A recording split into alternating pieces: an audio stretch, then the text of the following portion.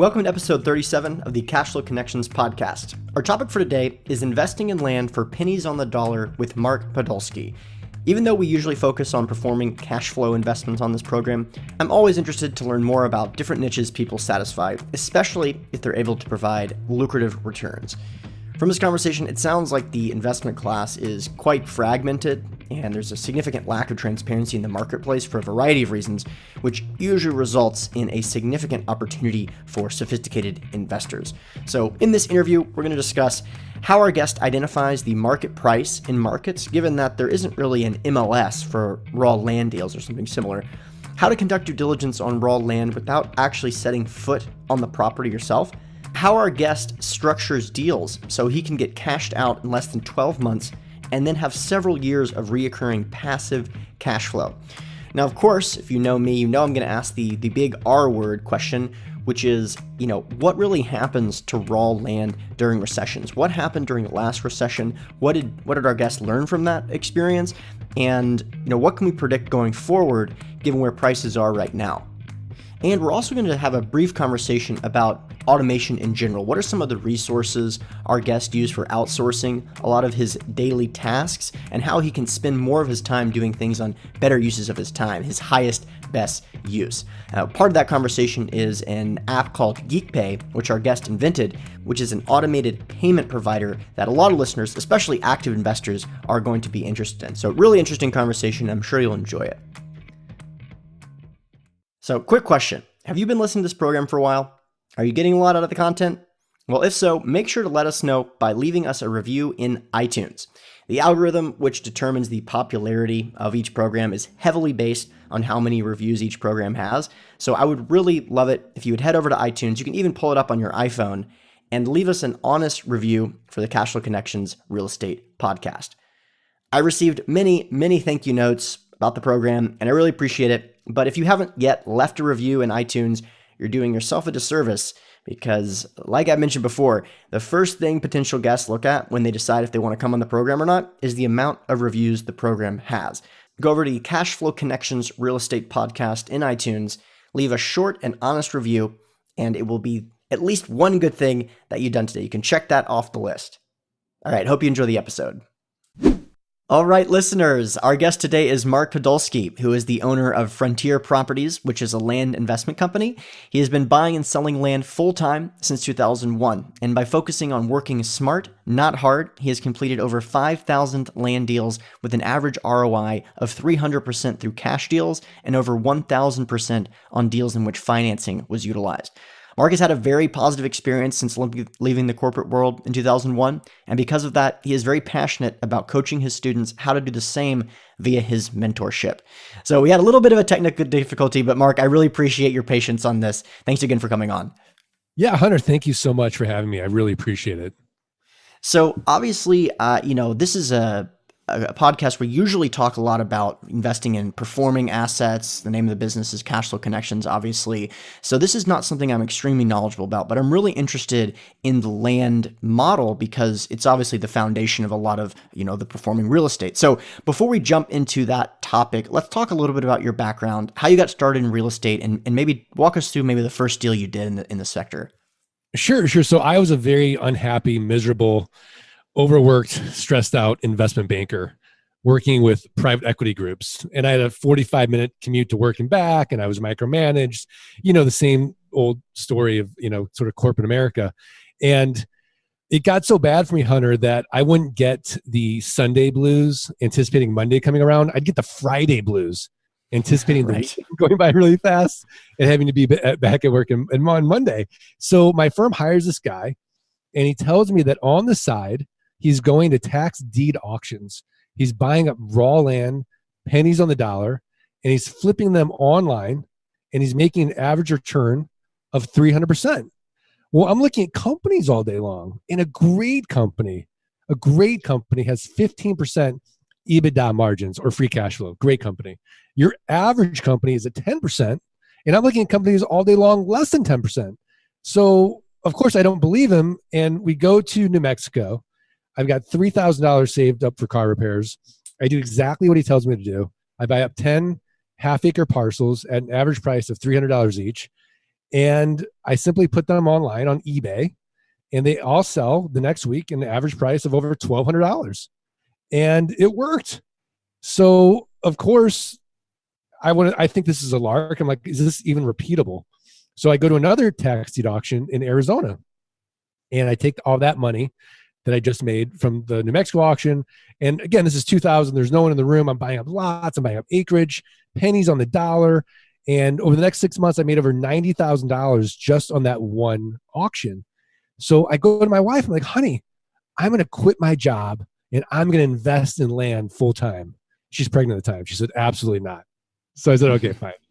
So it took me about 18 months of working part-time on the land investing business before it exceeded the investment banking income.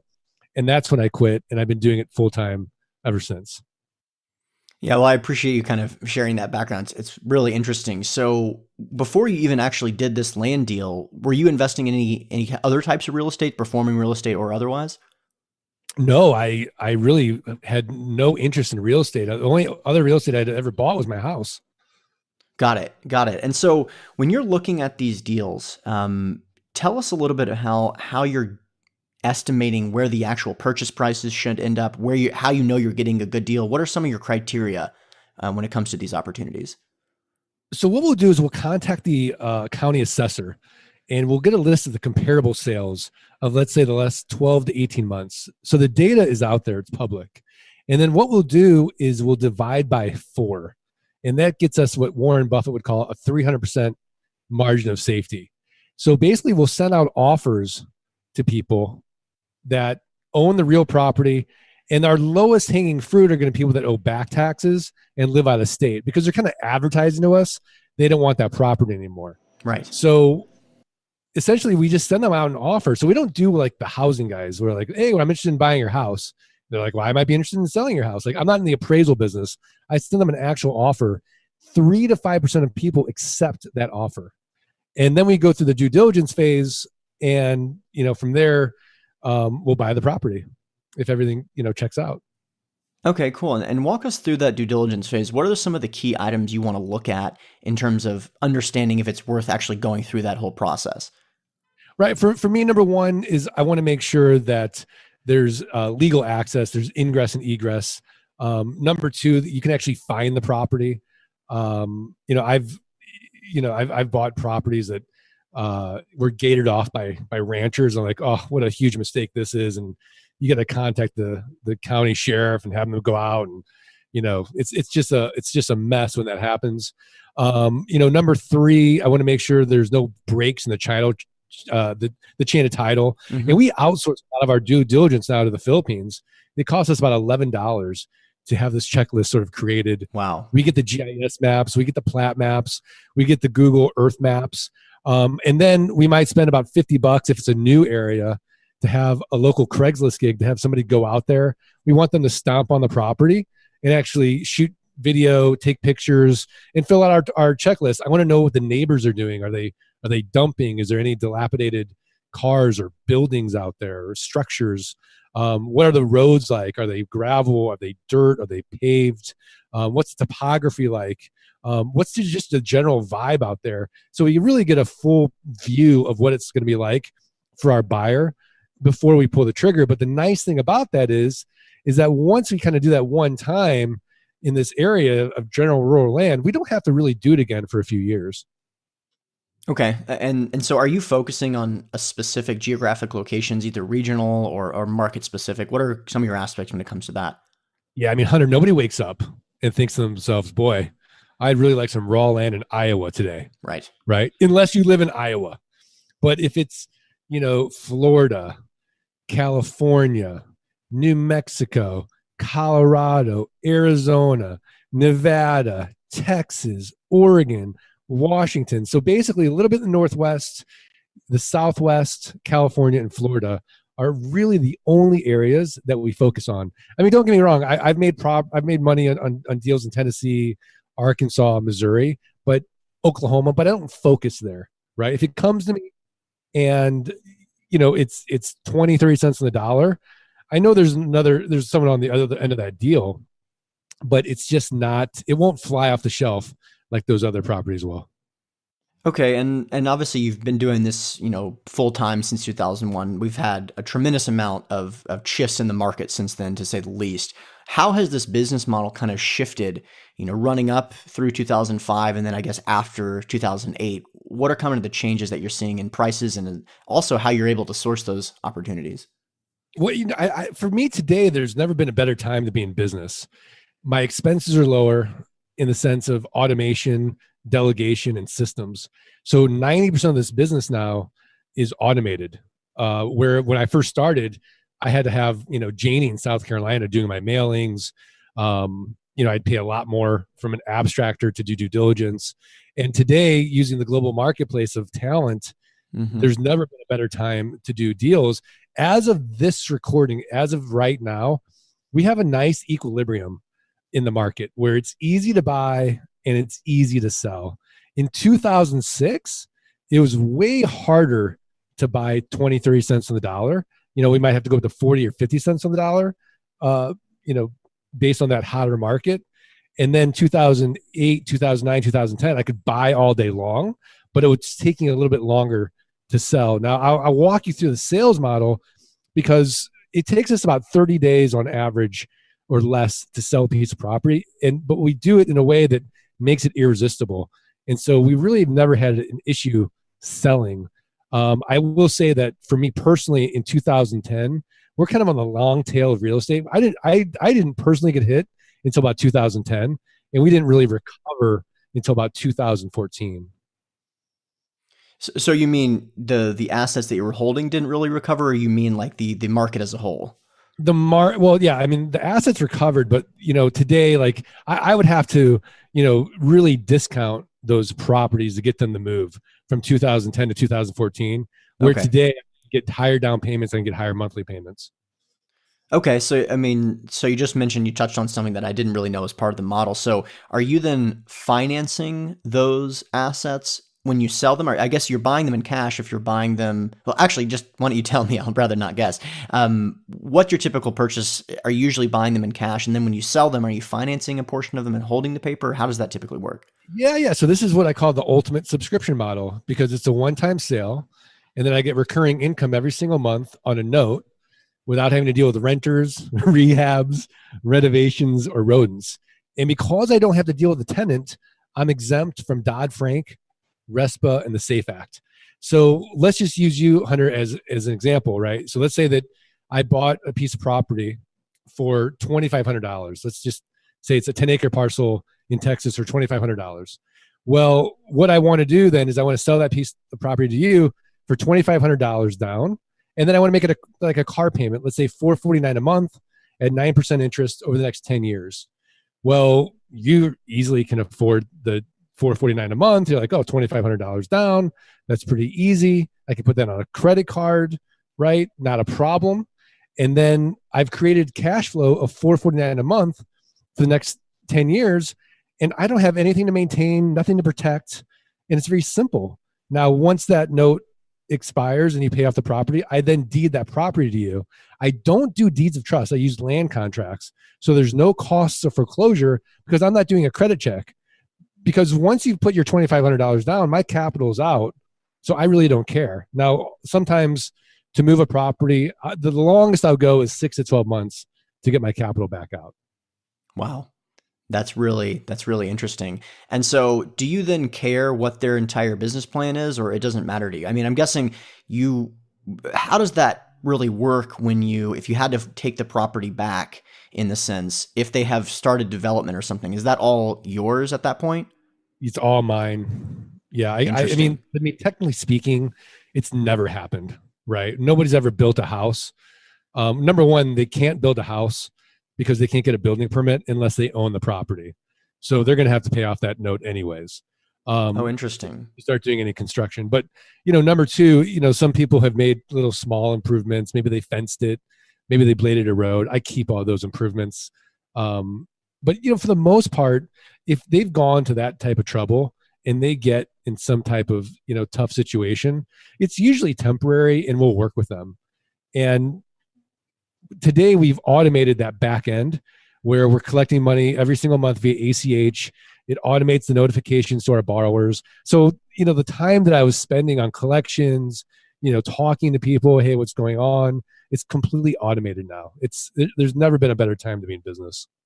Interesting. And just out of curiosity, what websites do you use for your automation? You mentioned it a couple times, and I want to make sure that the listeners kind of get understanding of what services you're using for that. So the front end, we created our own proprietary software, and it's basically a combination of using a company called lob.com, which is we use their API for our mailings. And then from there, we have this software that basically kind of just makes it idiot proof, right? Where you have your due diligence checklist, you have your marketing, it shows your sales, it automates the contracts. What used to take me 20 minutes in paperwork takes now 2 seconds. And so a lot of that on that front end is automated. Then once we get our offers back, we delegate out the due diligence. They come into our software, they fill out our reports. A lot of the mailings that, Lob will actually do a address verification. But in 2% of the cases now, if it is a bad address, we'll come in, we'll, use a service called Intellius or binverified.com. We'll get the new owner's address of that property. Our VAs will go in, we'll resend it. And then we also use a mailbox. It's digitalmailbox.com. So when the offers come back in, they get scanned by our service. So my acquisition manager doesn't have to touch the physical piece of mail. They just go into the app. And then from there, we have our intake manager contact the seller, make sure that, they're really interested in selling us the property, not just yelling at us about the offer. And we go from there. And then on the back end, we use a company called geekpay.io, which I created because I personally had a problem in the marketplace. And I thought, well, why don't I just solve it myself? That's fascinating. And I really appreciate you going into all that detail. That's basically a huge portion of your business, obviously, from the conversation. So for the listeners, hopefully, a lot of that was useful for you. There's just a tremendous amount of service providers out there that can significantly help you focus on using your best use of your time, which it sounds like you've been focusing a lot on. Definitely want to talk about that a little bit later in the conversation. So just a couple more questions about land itself, because I'm just kind of curious. So do you have an issue, or is this at least part of your due diligence process, concerned with potential environmental hazards, previous use? Do you care about, you mentioned that agriculture is fine. There's obviously some potentially hazardous waste that can be associated with agriculture, the storage of potentially hazardous waste. What are your thoughts on that portion of the due diligence process? Yeah, of course, we'll go to epa.gov and we'll check to make sure we're not buying in a Superfund site. A lot of the time that will get taken care of when we have our due diligence person locally go out and stomp on the property and fill out our report. So that's why, we have to have that physical inspection from there. So between the physical inspection and epa.gov, and the fact is that we really focus on areas that aren't going to have that type of issue anyways. We're not buying in Pennsylvania or New Jersey or, some of these East Coast areas that, would have hazardous waste. Out of curiosity, I'm not familiar enough. Why is it that Pennsylvania and New Jersey typically have those? Well, just industrial sites. Okay, I understand. Yeah, cool. And is having a city and water manufacturing? Oh, right, manufacturing plants, large industrial areas. I get it. Is having a city and water sewer hookup or being connected, is that something that you take a look at as well? I like it. It's not, that important to me. Okay. It could be seen as a bonus in the marketplace. Yeah. I bought it in an area that had 1,000-foot depth of water, right? And I'm like, my gosh, to put a well down there is going to cost more than the value of the land, and there's no power. So we would just tell our buyers, hey, look, power would be by solar. You're going to have to go and get a storage container for your water, and the property's sold. It's interesting. There's a lust for land in this country. In a way, it's like man jewelry. Like, some people just buy it because they like the way it feels. They like knowing like they own this real asset. But I've got a guy, he's a CEO in San Diego. He pays $5,000 a month. He's been doing it for years for raw land. I'm like, Don, why are you buying this land? He's like, I think it's cool. I'm like, did you go out and look at it? He's like, no, I just think it's cool. So he just thinks it's cool. Interesting. So a lot of them are buying it as legacy investors. They're not going out there. They're not taking, they're not going to build their dream home. And oftentimes if someone calls me and says, hey, I want to move out there, I'm like, look, you don't want to move out there. There's no one out there. There's no services. An ambulance is going to get to you if God forbid something happens. Like, no, this is not right. This is more recreational property at this point. If you want to use it for that, then we can talk. But if you're going to build your dream home out there, there's better pieces of property to buy that are fully developed. This is not what you want unless you're like a Navy SEAL and know how to live off the grid. So when you go to sell the properties, if you're trying to attract buyers, that it sounds like it's not a utility that they're trying to purchase. What are the sales price in comparative to the comps? Are you giving them a significant discount? How does that typically work? Well, I mean, this is where the magic is in our in our business. It's a very inefficient market, right? Mm-hmm. The land value is really what you and I agree it is. So I honestly don't know.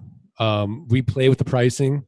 Oftentimes it's sort of like the rent a model, right? They don't care what the price of the property is. They want to know, can they make the monthly payment?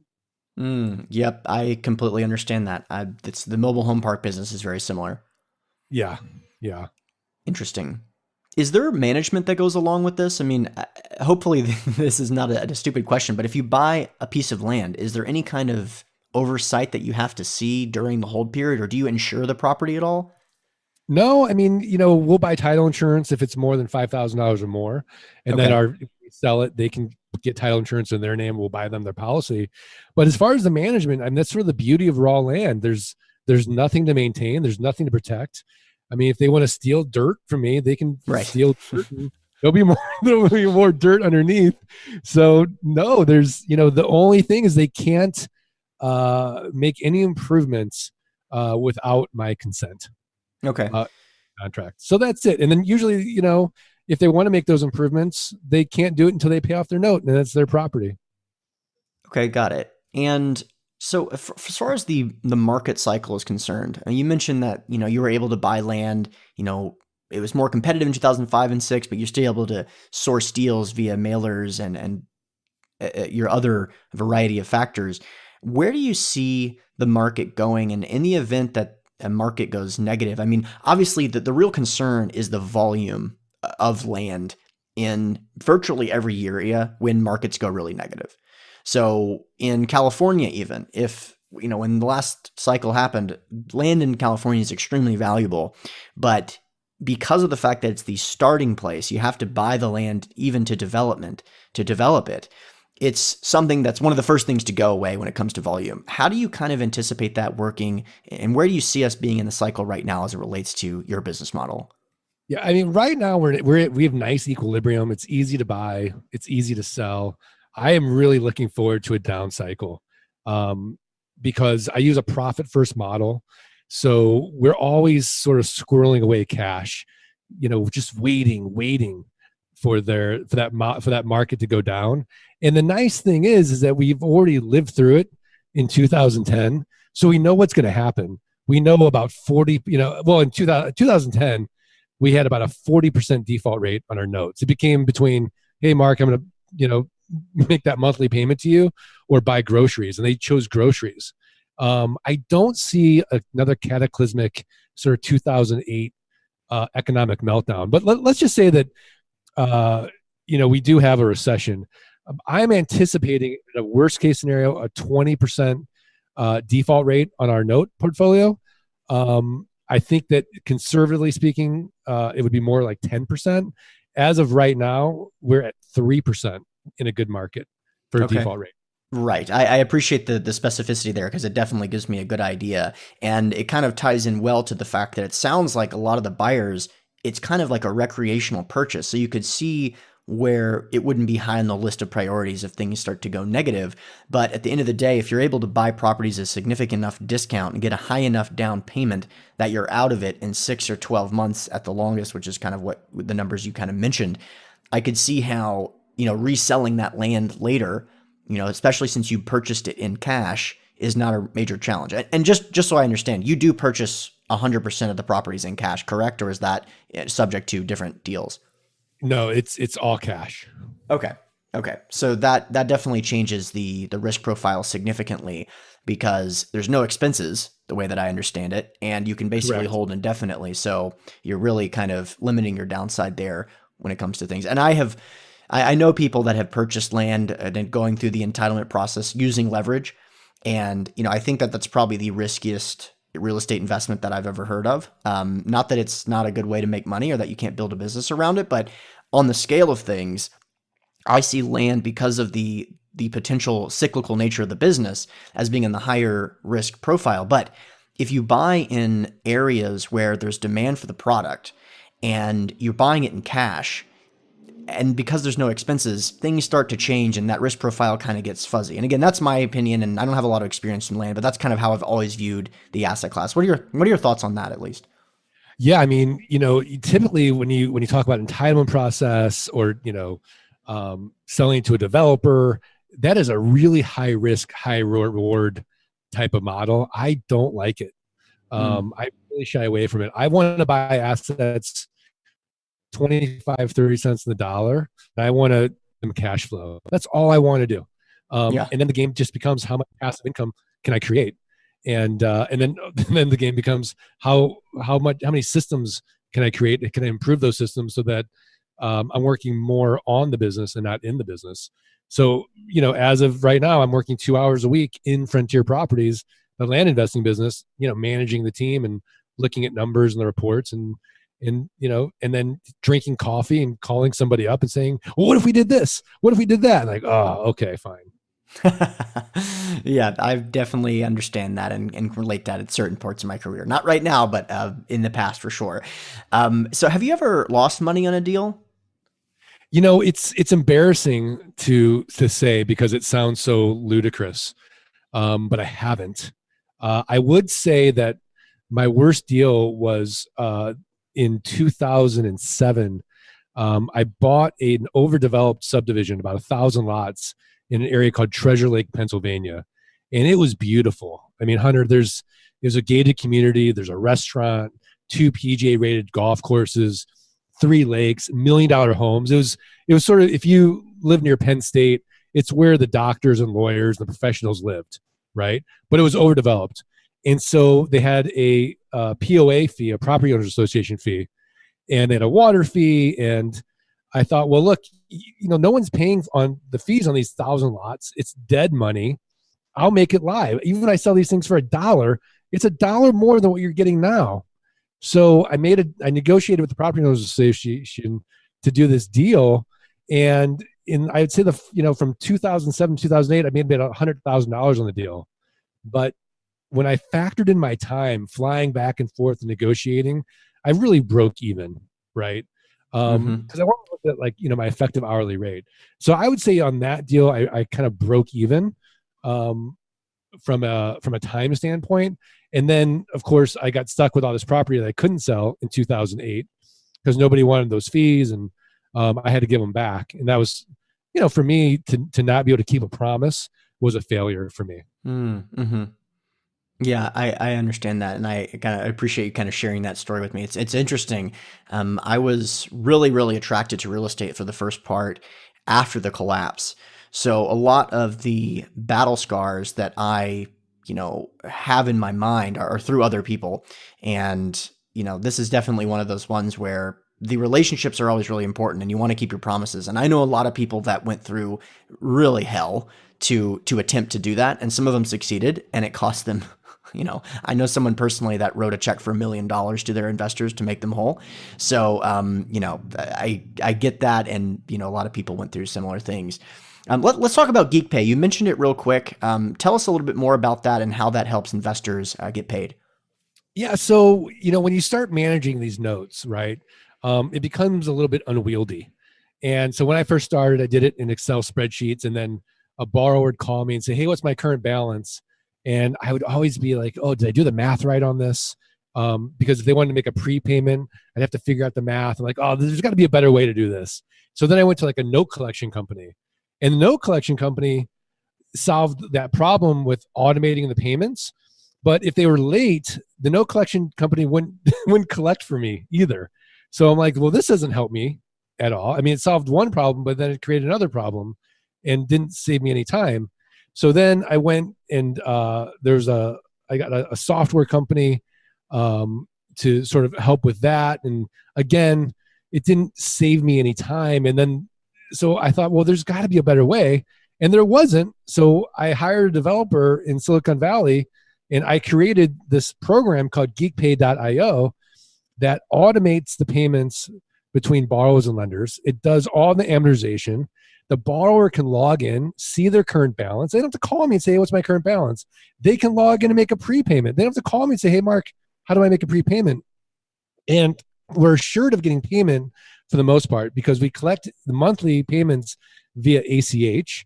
But if the ACH bounces for any reason, we have a credit card on file as a backup, and then it'll automatically hit their credit card. But if their ACH fails and the credit card fails, I know I've got somebody who's really in trouble, right? And but then I don't even need to call them. The software notifies them, says, "Hey, this bounced. You've got 35 days to cure your default, and then you lose your property." And then we have these nice reports. We keep our bookkeeper really happy. We have journal entries. And so for me, as a business, I think it's a really interesting SaaS model because there's lots of use cases for this, whether you're a landlord or you're a plastic surgeon and you've got a $50,000 case you want to break up into a bunch of payments, or you're an orthodontist, you want to break up those payments. So, or private lenders, if you're charging interest. So it's a really interesting recurring payment model that sort of automates everything. And it's really inexpensive the way that we do it. Very cool. And I suggest everyone check it out. I haven't looked into the details yet, but obviously that's an amazing benefit for anyone that's particularly involved in the note business. So last question before we wrap up. If you had one word, and I mean one word, to tell young real estate entrepreneurs out there, what would it be? Action. I like it. Now I'll give you the opportunity to expand on it. Tell me what that word means to you. Well, I think that knowledge is great, and I think you need to have knowledge. But too often, I find people are sort of information junkies, and they never execute. They never get to that next level of the knowledge spectrum. And to really know something, you really have to do it yourself, right? And so I think you have to take action every day. I love the Japanese term kaizen. I should have said kaizen, which is continuous improvement. So are you continually improving on everything you're doing every single day? And, it might be a slow drip, but eventually it really creates something pretty interesting at the end of the day. Yeah, I think that's brilliant. And also, that's the only thing. This is something that Grant Cardone, 10X, I'm a huge fan of that book. He's kind of a kook, but I like his books a lot. You're only going to get results from acting. And that's kind of the basis of all of economics. I mean, Mises wrote Human Action. It's about the action of doing. So you have to actually take action. But again, Mark, I really appreciate you coming on, and thanks again. And actually, you know what? Real quick, just let the listeners know how they can get in touch with you and how they can find out more about your business. Sure. I think the best place to go is thelandgeek.com. Thelandgeek.com, and they can sign up and they can get our passive income blueprint and our ebook, How to Avoid the 3 Fatal Land Buying Mistakes. And then we have a podcast that they can get each week delivered to their email inbox. And then if they email support@thelandgeek.com, subject line cash flow connections or Hunter, we'll send them for free our $97 passive income launch kit course. Very cool. All right. Well, Mark, thanks again. Thanks, Hunter. Appreciate it. All right, listeners, thanks for checking out the episode. As always, the contact information for our guest will be available in the show notes page, which is hosted on SoundCloud, iTunes, and Stitcher. Don't forget, if you want access to some of the free goodies that I'm talking about at the beginning of these episodes, like free ebooks, weekly investor emails, and articles about some of the most important investment-related topics, make sure that you have created an account with CFC because this stuff is automatically available. You can do this by going to cashflowconnections.com and signing up as an accredited investor. Of course, if you have any questions, feel free to email me at hunterthompson@cashflowconnections.com. Thanks again.